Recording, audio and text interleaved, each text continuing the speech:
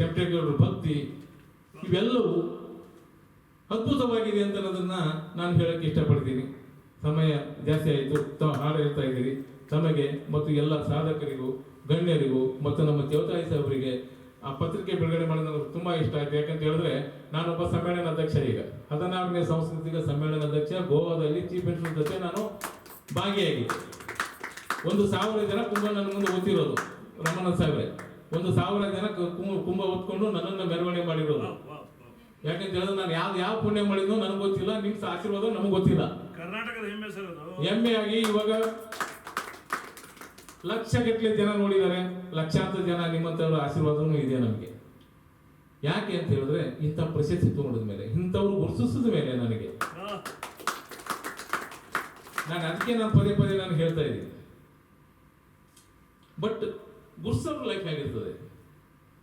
ಒಂದು ಹಾಡಲ್ಲಿದೆ, ಕಸದಂತೆ ಕಂಡರು ಮನೆಯಲ್ಲಿ ಎಲ್ಲರೂ, ದಿನನಿತ್ಯ ಬಾಳಲಿ ಕಣ್ಣೀರು ತಂದರು, ಇಂದಲ್ಲ ನಾಳೆ ಸಾಯೋದು ಎಲ್ಲರೂ ಆ ಪುಣ್ಯವಂತರು.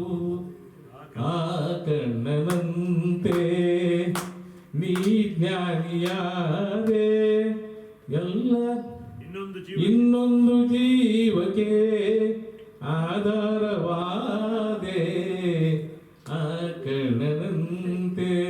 ಯಾಕೆ ಹೇಳ್ತಾ ಇದ್ದೀರಾ? ಇಲ್ಲ, ಇದು ನಿಮ್ಗೆ ಆನಂದ ಬಾಷ್ಪನೆ, ಇದು ನಿಮ್ಮ ಬೆಳವಣಿಗೆ ಒಂದು ಆನಂದ ಬಾಷ್ಪನೆ. ಇದು ನಾವು ನಿಮ್ಮ ಜೊತೆ ಇದ್ದೀವಿ, ಎನಿ ಟೈಮ್ ನಿಮ್ಮ ಜೊತೆ ಇರ್ತೀವಿ.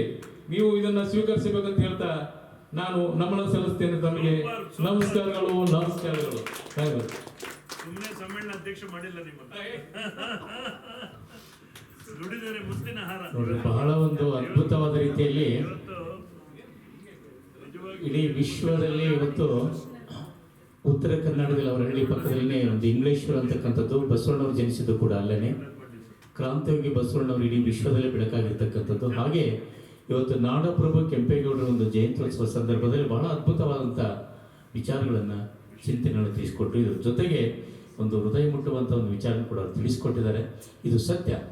ಯಾಕಂದರೆ ಯಾವ ವ್ಯಕ್ತಿ ನಿಜವಾದ ಒಂದು ಪರಿಶ್ರಮ ಪಡ್ತಾ ಇರ್ತಾರೆ, ಅದರಿಂದ ಒಂದು ಮೇಣದ ಬತ್ತು, ಒಂದು ಕತ್ತಲು ಏನು ಬೆಳಕನ್ನು ನೀಡುತ್ತೆ, ಅದರಿಂದ ಕತ್ತಲೆ ಇದ್ದೇ ಇರುತ್ತೆ. ಹಾಗೆ ನಾವು ಏನು ಬೆಳಕು ಕೊಡ್ತಾ ಇರ್ತೀವಿ, ನಮ್ಮ ಹಿಂದೆ ಸಂಕಷ್ಟಗಳಿದ್ದೇ ಇರ್ತವೆ. ಆ ಸಂಕಷ್ಟಗಳ ಮಧ್ಯೆ ನಾವು ಬೆಳೆದು ಬರಬೇಕಾಗಿದೆ, ಆ ಚಿಂತನೆಗಳ ಮಧ್ಯೆ ನಾವು ಬೆಳೆದು ಬರಬೇಕಾಗಿದೆ. ಹಾಗಾಗಿ ಇವತ್ತಿನ ಒಂದು ಕಾರ್ಯಕ್ರಮದ ರೂವಾರಿಗಳಾಗಿದ್ದ ಡಾಕ್ಟರ್ ಕೃಷ್ಣ ಸರ್ ಅವರಿಗೆ ಒಂದು ಜೋರಾದ ಚಪ್ಪಾಳೆ ನಾವು ತಟ್ಟೋಣ. ಇದರ ಜೊತೆಗೆ ನಮ್ಮ ಕಾರ್ಯಕ್ರಮದಲ್ಲಿ ಅದ್ಭುತವಾದ ಚಿಂತನೆಗಳನ್ನು, ಅದ್ಭುತವಾದ ವಿಚಾರಗಳನ್ನ ತಿಳಿಸಿಕೊಟ್ಟಿರ್ತಕ್ಕಂಥ ಡಾಕ್ಟರ್ ಸಂಗನಬಸಪ್ಪ ಬಿರಾದಾರ್ ಸರ್ ಅವರು ಕೂಡ ಜೋರಾಗಿ ಚಪ್ಪಾಳೆ ನಾವು ತಟ್ಟೋಣ. ಸರ್, ತಮಗೆ ವಂದನೆ, ಅಭಿನಂದನೆಗಳು.